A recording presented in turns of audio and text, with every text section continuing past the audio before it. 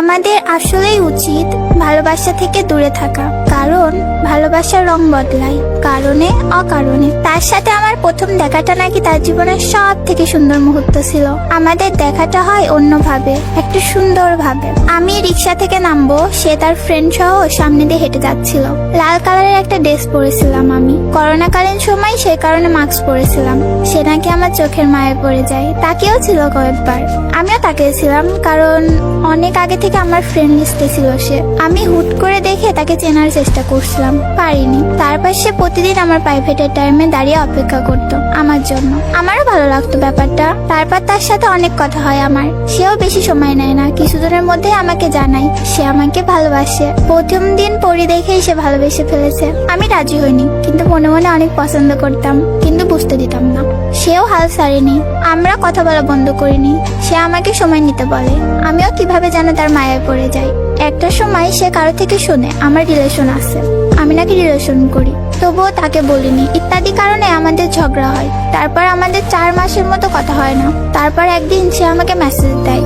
তারপর দূরত্ব যেন আমাদের মধ্যে ভালোবাসাটা আরো বাড়িয়ে দেয়। সবকিছু ঠিকঠাক ভাবে চলে। তারপর করোনার পর সব প্রতিষ্ঠান খুলে দেয়। সে তার কলেজে ঢাকায় চলে যায়। ওই দিন ফার্স্ট কান্না করছিলাম, বুঝতে দেয়নি তাকে, তবুও সে কিভাবে যেন বুঝে যায়। আমাকে বলে, পাগলি কান্না করো না, আমি আসতেছি কিছুদিন পরেই। তখনও তাকে ভালোবাসি বলিনি, কিন্তু সে বুঝতো আমি তাকে ভালোবাসতাম। আমি যেভাবে চাইতাম, যা বলতাম, সে মেনে নিত।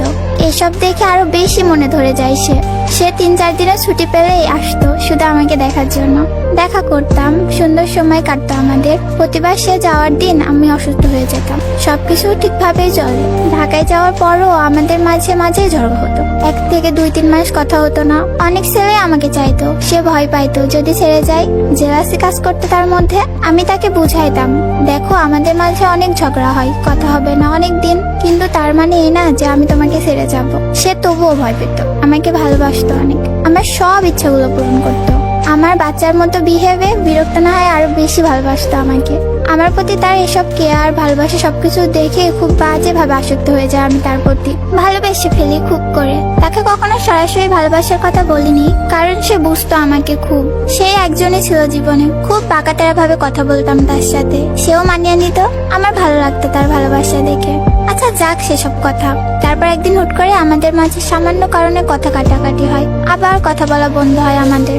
এর মাঝখানে সে নাকি নতুন করে সবকিছু গুছিয়ে নেয়। ফেসবুক অ্যাকাউন্ট খুলে অনেক মেয়েদের সাথে কথা বলে। আমিও নজর রাখতাম একটু একটু করে। যখন তার একদম চেঞ্জ বুঝতে পারি, কান্না করতাম খুব। আমার কান্না দেখে সে আমার সাথে কন্টাক্ট করে, আর আমার মুখের উপরে বলে দেয় আমার মতো হাজার হাজার মেয়ে নাকি এখন তার জীবনে আছে।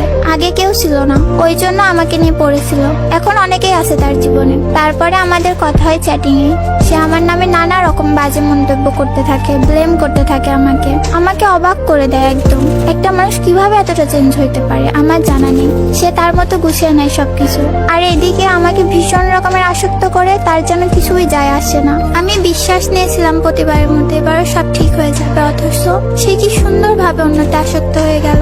সব সময় কান্না পাই, অন্য মনস্ক থাকি, খেতে পারি না, পড়তে পারি না, সবকিছু যেন এলোমেলো হয়ে গেছে আমার আম্মু পর্যন্ত আমাকে দেখে নিজেই কান্না করে, ভাবে আমি অসুস্থ হয়ে যাচ্ছি দিন দিন। কিন্তু আম্মুকে তো বলতে পারি না কেন তার মেয়ের এই অবস্থা, বলতেও পারি না তার মেয়ে ভালো নেই। দোষ আমারও কিছু ছিল, আমি খুব কম প্রকাশ করতাম ভালোবাসা। কিন্তু এই সামান্য কারণে তো আর বিচ্ছেদ হতে পারে না। অন্তত তার মতো মানুষ আমাকে এতটুকু কারণে ছেড়ে যেত না। সে সব সময় বলতো আমি নাকি তাকে ছেড়ে যাব, অথচ আজকে 7% আক্রমণে সবকিছুর সমাপ্তি ঘটায়। অথচ আমার কখনো মানুষের অভাব ছিল না, এখনো নেই।